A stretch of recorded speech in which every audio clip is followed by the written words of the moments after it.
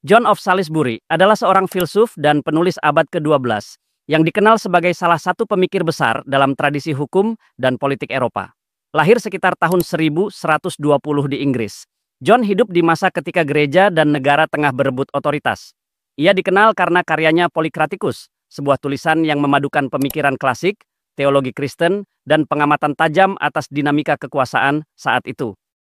Salah satu pandangan penting John adalah tentang peran hukum sebagai pengikat moral antara penguasa dan rakyat. Bagi John, hukum bukan semata-mata alat kekuasaan, melainkan cerminan dari hukum Tuhan dan akal budi manusia. Ia memandang raja atau penguasa sebagai hamba hukum, bukan penguasa atas hukum.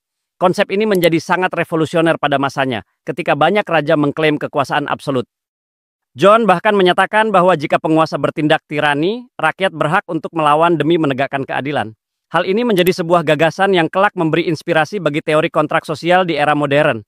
Dalam konteks hukum modern, pemikiran John of Salisbury menjadi salah satu fondasi awal bagi prinsip rule of law, yakni bahwa hukum harus berlaku adil untuk semua, termasuk mereka yang berkuasa. Gagasannya tentang supremasi hukum atas kehendak individu, termasuk raja, menjadi roh dalam sistem hukum demokratis masa kini.